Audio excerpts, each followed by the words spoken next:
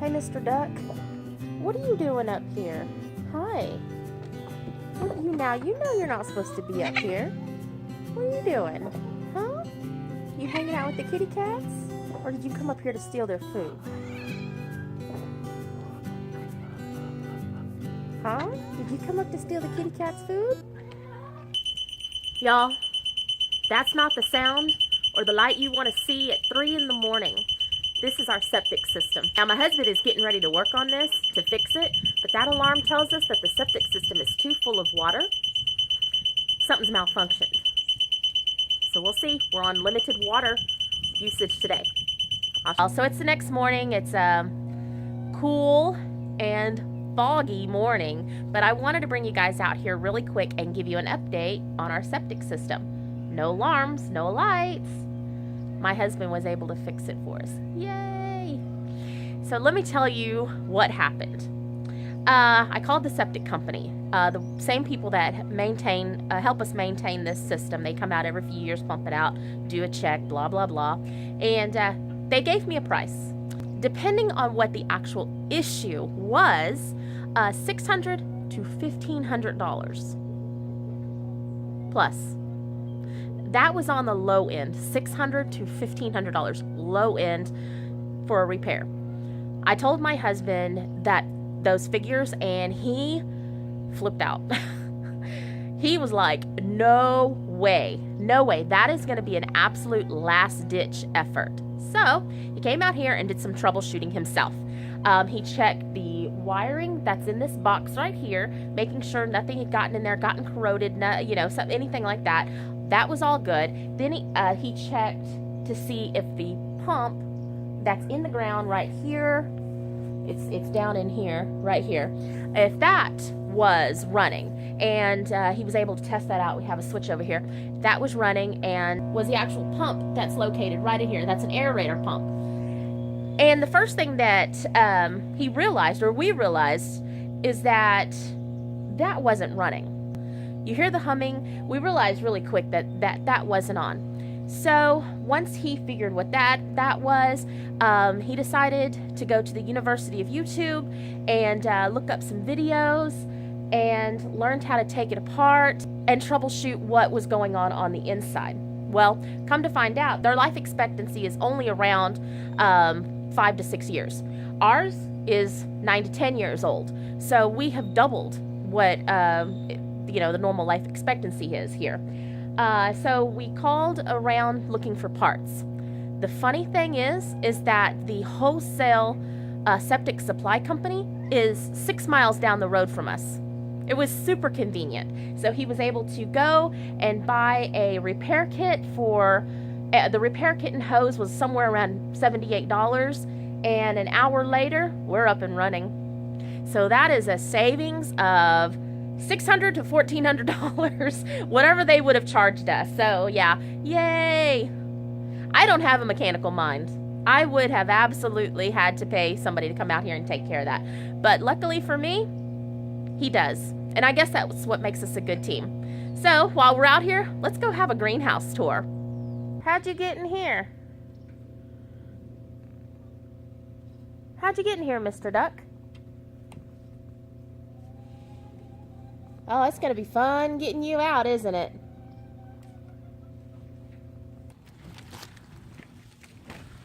Oh, lovely. All right, so let's start our tour right here. And as you can see, this camphor lime, the one, we had some damage from the cold, but look. Where there are damaged leaves, and I'm going to go and take these off. They pinch off like that. So I'll go through, pinch them all off, and then just throw the leaves down like that. Let them compost down. But look, where the damage was, look at that. There's new life forming. All in here, look at that. So one died back, and we got 1, 2, 3, 4 new leaves popping out of that area. So where there was damage, we've got new life. Look at that. Here's some more right here. So that leaf got damaged, but look, that leaf got damaged and we got 2 more leaves out of it. Or 2 more sets, 2 more branches. That's pretty amazing. That's pretty amazing. Up here, I actually trimmed some of this off, but we had the damage right here. This was already cut off in the beginning of the season, or the winter when I brought it all in. But where this damage was, we lost a branch there, we lost a branch there, but we got 1, 2, 3 more branches in. Pretty amazing. New life all over this entire thing. This plant's doing fabulous. Somebody's pulling a trailer. Here is, okay, so let me tell you about this tomato. This tomato, I believe, is a black vernissage. I believe. I did not label it because I did not expect the tomato to survive. And unfortunately, I cannot back up anymore. This thing has gotten so big, so incredibly big. I didn't expect it to survive the winter. I planted it about a week, 2 weeks before our first frost. I repotted it into this pot right here, and it survived our first frost. Now it stands about 3 foot, so it's really big. I did put, I don't know, a little stake in there to hold it up. And if we look really closely, can you guys see that? I can't get around to the other side of it, but can you see that? Little bloom. Now I have kept this down to a 1 stem, which has made it get a little bit taller. But yeah, there it is. Beautiful. Beautiful, beautiful. So here is the other camphor lime. And again, we're seeing the same thing that we saw on the other plant. Let's get in closer. Where there was damage, you see, all this got damaged. But where this was damaged, we have more life, more leaves and popping, more branches popping out. I love how they start off very kind of purplish, and then they turn. Now I will come in, just like I said, I'll come in and take off all of the damaged leaves because I don't want the plant to put any more energy into this. I want it to put its energy into the new branches, the new leaves. Very, very excited. So let's take a look at our Thai chili pepper.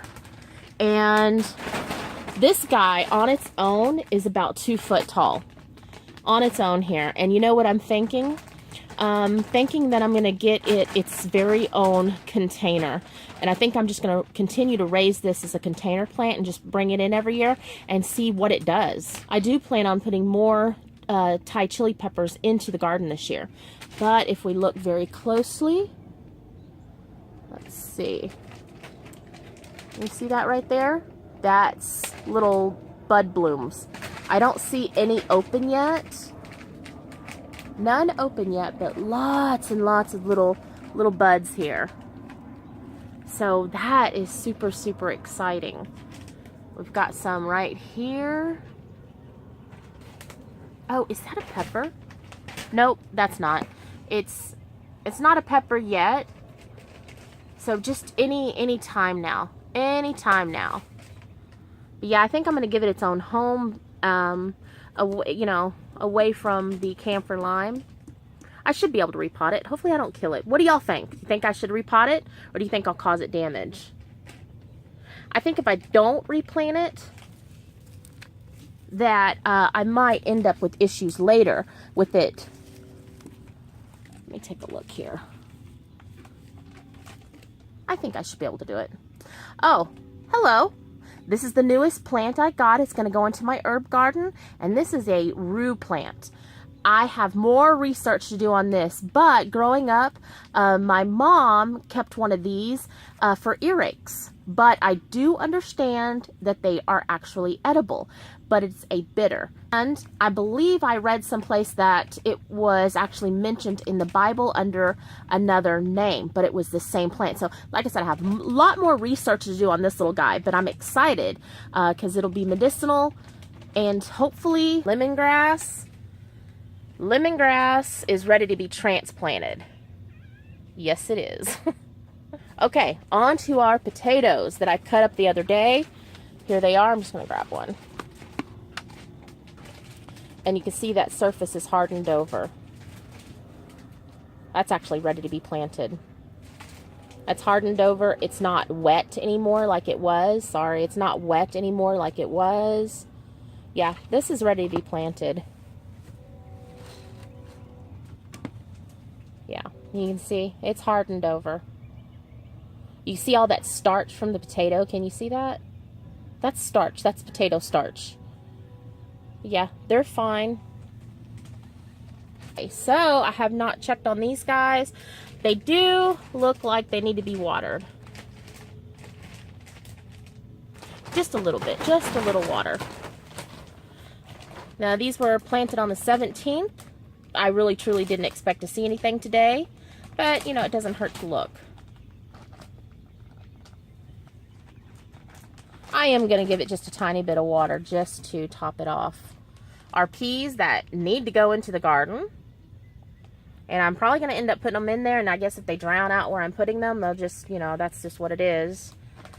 Alright, so the only thing of our bag experiment that is left is our Rocky Top lettuce. We have had 1, 2, 3 cuttings off of this, and you could see this was the backside, and I couldn't tell what was going on back here, but I guess I had to turn it around, and you can see we had some stuff die back. But yeah, this has now gone through 3 cuttings, and it's doing great. The pak choy and the European muslin all bolted, and so I put that out into the garden and let the chickens have it. This, I'm just going to keep cutting off of it, and, you know, see, that is part of the muslin, and you see that's what all of it was doing. That's just a really good example. So, alright, so down to this guy right here. Look at this plant, y'all. Look at this thing. Again, I've said it before, I'll say it again. This is why we do not put mint into our regular ground, because it's extremely invasive. You give it an environment that it's happy to be in, and it will absolutely take over. And I think now that my son's home from school today, I think I might get him to move this out. And I'm not sure if I want to put it on the front porch like it was last year, or if I want to put it into my herb garden. I don't know if I want anything, you know, cute little pots on the front porch. Because the cats, the chickens, Roscoe, they really do kind of knock that stuff around, so I'll have to think about it. The aloe got a little cold even in the greenhouse, but it'll absolutely survive. No problems. You would think I just about killed that thing. That's an avocado Mama Lai gave me. There's its buddy. I don't know what the difference is between the two. I mean, this one's even in a bigger pot, and it's doing worse off than this poor guy right here. Who knows? Alright. This rosemary and cilantro all in one pot. Now this cilantro right here has had 2 cuttings off of it, and that's why it's so much shorter. I've actually cut off of it twice, and now I'm getting ready to cut on this one today. And I'm just treating this as cut and come again cilantro, and it seems it worked on the other side, so I don't see why it wouldn't work on this side.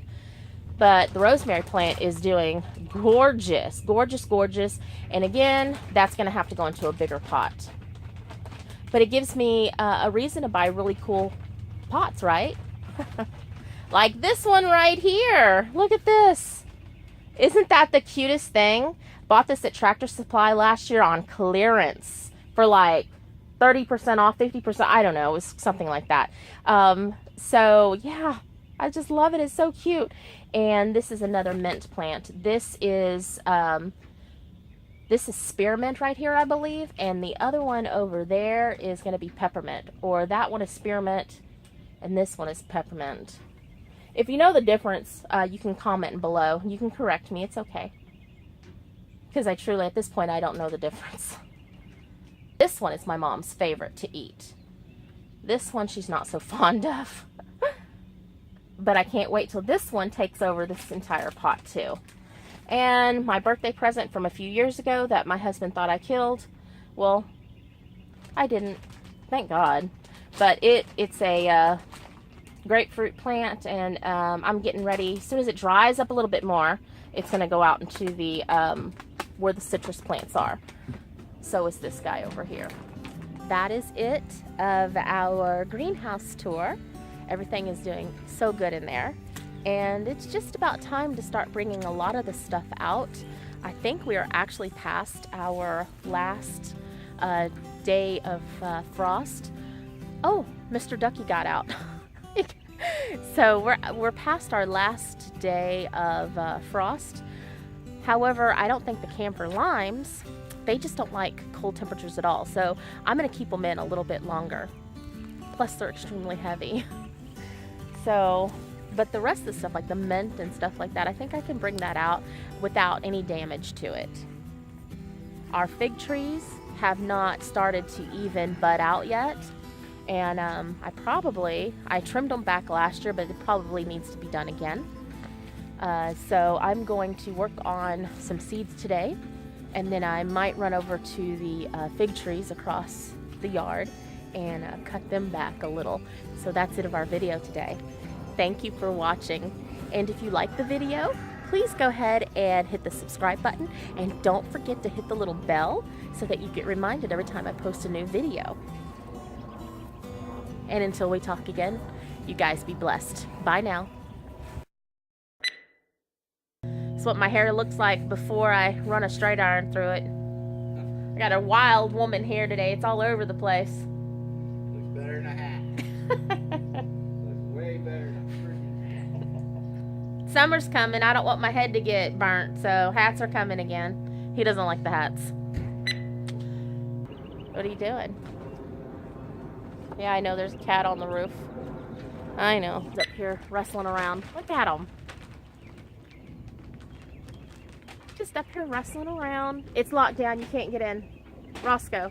Go out, basically, is what... Hey, chicken lady. What's up, chicken lady? You know that's going to end up on the bloopers, right? That'll end up in the film. Forgot what I was saying.